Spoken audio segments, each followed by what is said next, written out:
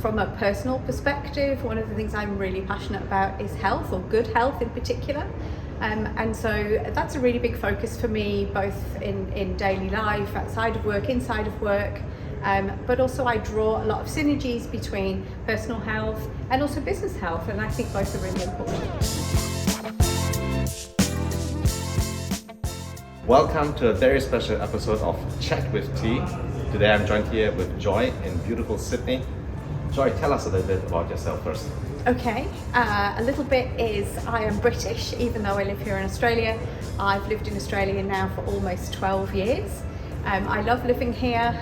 It's a brilliant, very sunny location. I'm not normally based in Sydney. I'm normally based in Brisbane, which is a little bit warmer than Sydney, but they're both really great cities. Very good. What do you do at the moment in SAP? What do I do? I belong to the Centre of Excellence for the Office of the CFO. Thanks for sharing. But what are we going to talk about today? Okay, well, I think we're both very passionate people, and so I really wanted to try to share today some things that I'm really passionate about. And from a personal perspective, one of the things I'm really passionate about is health, or good health in particular. And so that's a really big focus for me, both in daily life, outside of work, inside of work. But also I draw a lot of synergies between personal health and also business health, and I think both are really important. Obviously, health has many different dimensions and aspects. Which one do you focus on first? Is it like exercise? Is it mental health? Is it nutrition? What is it? It's a good question. I think, like many things in life, they're all interdependent. So probably, if I'm going to be completely honest, the two, I could not pick one. I think the two primary ones that I focus on are sleep. Sleep's really important for me personally, but I also think I see the difference in how I show up and how I function when I've had a good night's sleep versus perhaps when I haven't. But nutrition's also really critical. And as part of nutrition, I would also incorporate in that hydration. So I think, hydration is a fundamental pillar to nutrition. If you've got the triangle, it's a bit like business, right? Or if you've got your people, process and technology triangle right, in life, if you've got your sleep, your nutrition and your hydration triangle right, then everything else somehow seems easier. It's actually very interesting, because I do actually struggle with continuous hydration. I have nothing against water, but it doesn't seem to me like a habit. Do you have any tips on how to make sure that I do hydrate sufficiently? Well, you mentioned earlier exercise, which is important, because I think the more vigorous exercise you do, the more water you drink. And some would argue then, of course, you may be losing some of that water through exercise. But at the same time, I think if water's not your thing, find a thing that involves water. So, you are tea, maybe you need to drink more herbal tea. That's a good one. So, sleep also actually just totally struck me, because I've actually heard this quite a lot. How do you actually know whether you had good sleep or bad sleep? Is it just in terms of amount of time or your mood? How do you know? Okay, it is a good question. I suppose there's let's call it a manual method and a scientific method for analysis. So the manual method is I genuinely know when I wake up in the morning if I've had enough sleep. Or I've had good quality sleep. I can probably assess both of them, but then I also wear a wearable, like a lot of people, and I generally check it each morning. I look at the length of sleep, but I also look at the amount of deep sleep I've had. I also look at the amount of REM sleep I've had, because those things are also important metrics. But I don't need to look at it to work that out. I've spoken to other people who generally don't seem to know until they look, but for me, I generally have a pretty good idea. I love this very much, because it actually really resonates that we actually in business have a lot of tools and metrics we monitor, but I always see that actually the most successful ones don't need to do it 1,000 times a day. Correct. They just do it regularly still. So I think that's a really interesting aspect you just mentioned here. Thanks. It's true. It's where I draw a parallel between my general health objectives and the same that I would say in regard to business, as in consistency in everything is important. So consistency in good sleep, consistency in exercise, and it's exactly the same when you apply the business lens. Those people who are doing those things consistently well tend to see the better results. On top of that, I would also say one thing that I think is is everybody's challenge, is that trying to fit all these things in can be difficult, right? We all have busy lives. For me, I try and exercise as regularly as I can, and maybe in my younger years, if I couldn't fit in because I was traveling or had a big work commitment, whatever it was, I would get very frustrated with myself in particular for not exercising. At this portion of my life, in this era of my life, I'm a bit more forgiving, and if I can't exercise, I'm actually okay with it. But I might do something simple like say, okay, I'm going to go for a walk just to get some fresh air and to stretch my legs, rather than some really rigorous exercise, which probably would be my preference given time. In the risk of actually stating the obvious, every person needs to hydrate, we need water today. Every person needs to sleep and eat. But isn't it a little bit challenging if there's something we actually do every day? Is that maybe one of the reasons why many people don't focus so much on it? Because they think, hey, tomorrow is another chance. There's a little bit of that. I think, we're very guilty as human beings of taking things for granted. Yeah, you're going to go to bed and go to sleep tonight.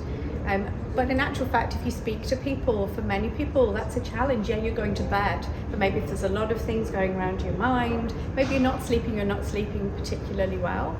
And of course, that almost becomes an iterative cycle for a lot of people too. I didn't sleep very well, so tonight I'm going to struggle to go to sleep. And there's a lot of kind of taken for granted habitual things that you assume will happen, and sometimes they don't if you're not focused on the right things in your health. So you mentioned mental health before. It's not something I've ever struggled with, but I've worked with people who maybe did struggle with that.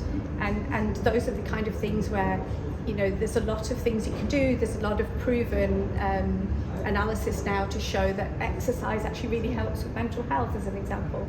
So there are things I think people can do to make it, the best possible situation for themselves. I think this is really important that you really reinforce the interdependency again. Absolutely. So you don't actually have to invest, I need to do this and then I need to do this, I need to do this. Actually, they go hand in hand together. How can we build the bridge now to business health? Tell us a little bit about what do you mean by business health? So, my tribe, if you will, in the customer base are always the finance audience. Not only the finance audience, I spend time with IT as well, but finance's role is very specifically focused on protecting the health of the business. Producing the results is one method that finance use to analyse, if the business is in a good or a bad position. So when we start to look at, the way, if you will, I measure my health, I think finance are doing that in a different way against their own business objectives and KPIs. So I think that there are a lot of synergies to draw between them. And finance people tend to be, by nature, fairly risk adverse, also fairly disciplined and controlled. So that's the way I see, my approach to my life and also to my work, and a lot of finance people seem to be similar.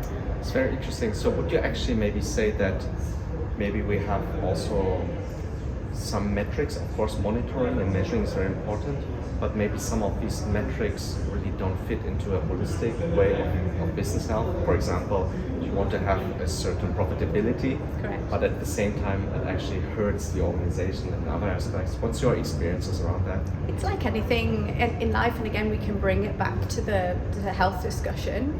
Am I really going to be operating at an optimized level if I'm trying to run a marathon every day? I'm probably not, because I'm not really a marathon runner. But if I wanted to run 5K 3 times a week, maybe that would be fine, and I would show up as the best version of myself.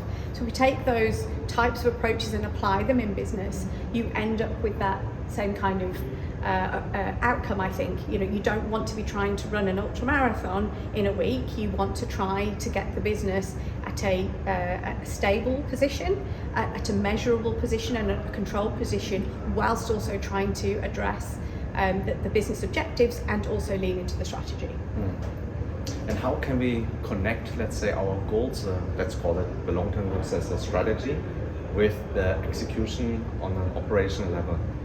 Like, for example, I want to, maybe lose 10 kilograms. Obviously, it's not going to happen by tomorrow. Indeed. How can we create a habit to get there, and then we will shift to a business example as well?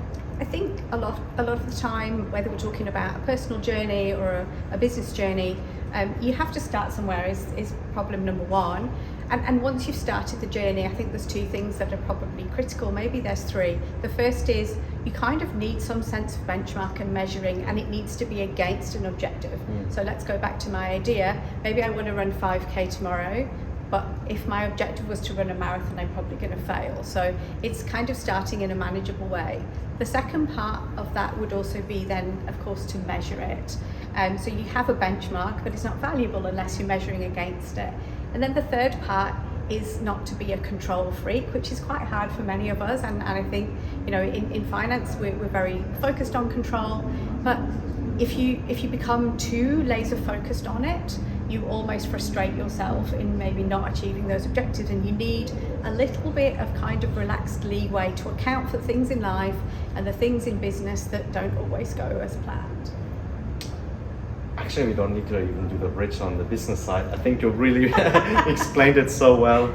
You know, break it down into measurable, but really also challenging goals, so that we have really a certain dynamic of motion. Correct. Because otherwise, like a bicycle would just tip over. And so there needs to be some speed. Yes. But at the same time, going 200 miles an hour all the time doesn't make sense either. No, indeed not. Yeah. No. Wow. Well, thanks a lot. Is there anything you want to share? Maybe anything of a compelling event in your life, or anything you want to wish or just give to our listeners? It's a great question, and one that I probably hadn't prepared any kind of answer for. But I suppose, like all things, you know, we talk a lot about in SAP. We talk a lot about optimizing and streamlining, and sometimes I feel like people don't apply that to themselves. But really, I think if you want to get the most out of your life, if you want to be really happy, whether it's happy at work or whether it's happy personally or maybe it's happy across the piece, I think you kind of need to have that sense of what is it that makes me happy. And so, you know, when we talk to customers, often they have a business problem to solve. It's not about solving problems, it's about getting as close to your own utopia as you possibly can. And I think if you do that and you know you do it successfully, then you've probably got your own secret sauce. Well, thanks so much for spending time with me here in Sydney. Until the next time. Indeed. Thank you very much.